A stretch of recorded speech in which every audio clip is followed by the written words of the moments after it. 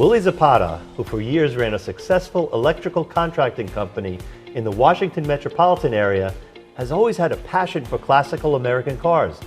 Known around town as Uncle Willie, he's often seen tooling around in his 1952 Impala or maybe a 1941 Willie's Coupe.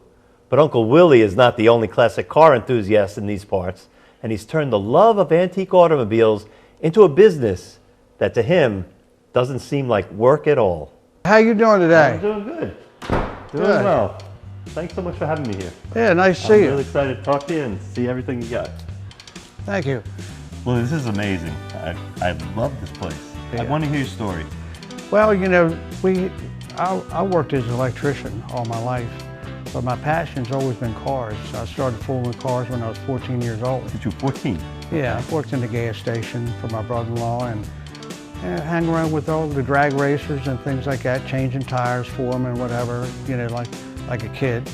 But you're an electrician? I'm a master electrician by trade. Electrician, and that was your business? Yes, yes. I had a electrical contracting business for over 40 years. What's more fun, that or this? Oh, the cars.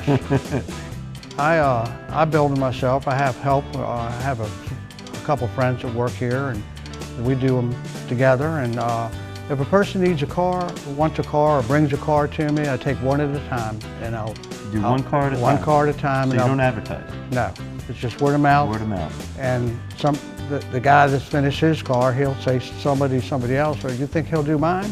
And you know, it goes on and on and on. You'll take a rust bucket and you'll make it into something like that beautiful car. Yeah, over there. if that's what they want. Okay. And they want to, you know, it costs, but they. So what's the process like?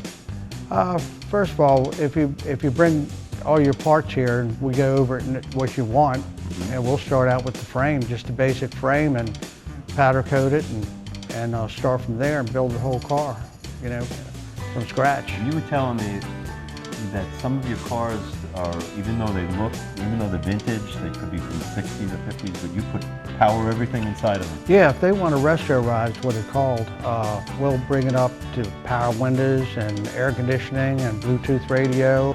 And you've had that Impala for how long? It's over 25 years. You've had it for 25 years? Yeah. And I drive it every day? I drive that all the time. That's my car.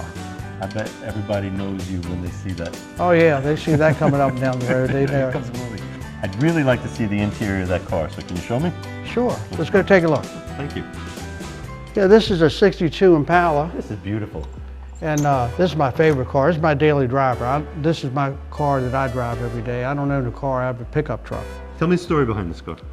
I bought this car over 20 years ago, 25 years or better. And I bought it on an auction, on that eBay auction. And the guy was from Tennessee. And I told him, I said, well, I like the car. He says, I'll buy it if the body's nice. I don't care about the motor and everything. I said, nice body? He says, it's beautiful. So I said, okay. When I got down there, it already passed, but we agreed on the price. We agreed on $8,000. It had already gone up to 12. And I said, now this guy's not going to sell it to me. Right. But he was a nice guy. He says, look, I'll sell it to you for 8, or we can leave it go and we'll split the difference. I said, no, I want the car. So I got the car and brought it back up here. I put it on the trailer and brought it back up. And you put a lot of work into it? Yeah, and let me show you what was in it when I bought it. I found these sun visors in the back seat with a Bible. And I didn't think anything of them at all until I got home and I started looking at it. And here they are. These sun visors were signed by Dale Earnhardt Sr. Look at that, and the date and everything. The date and everything. And it's they were in the back seat. They were in the back seat, and the Bible was in the back seat, both of them signed. I put power windows in it. I put air conditioning in it, Bluetooth radio, XM. It's got a. So this car has Bluetooth radio? Yes, it has everything. You can talk to it through your phone, hands-free. But you said power windows. It's got handles. Yeah, look at the handles. The power windows work off of these handles. So I didn't want to destroy the look of this. Look at that. You know, original look. So we made it work like that.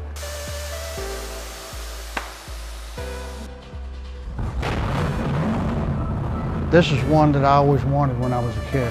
I used to see them at the drag races. You can see that picture on the wall right there. Over there, yeah. So this is what you saw when you were a kid at 14 years old? Right. watching I drag racing. always wanted to have one of these, and it came out real good. It's won a lot of trophies. One from Don Garlett's down there, best street rod, East Coast street rod. And I have a trophy over there. All these trophies on the wall. Most of them are with this car. This is what we do, and it never gets old. We have fun. We'll be right back with more of Finding the Good Life after a quick break. Stay right where you are. That looks so much fun. Oh my gosh, I know you love it. But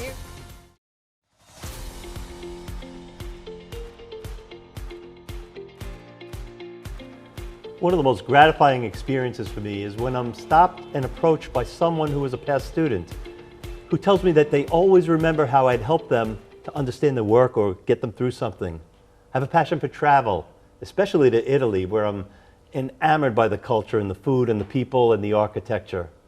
I have a passion for food, not only eating, but planning and preparing and cooking. And I have a passion for beautiful Italian sports cars, having owned several Maseratis and an Alfa Romeo in my lifetime. I am in love with my magnificent obsessions. Your core knows what your magnificent obsession is. Take the time to allow your brain to realize them. Allow your mouth to voice the words. If it's not at work, explore whether it could be part of your work and go through those steps that make that your goal and make your goal into reality in proper time. There's no harm in pursuing magnificent obsessions apart from work. What's harmful is not having a passion to follow or having passions burning inside of you and not allowing them to flourish. So think about what you can do to further your life's passions. Thanks for joining us today. Be sure to visit us online at findingthegoodlife.tv. I love magnificent obsession. I have a few of mine.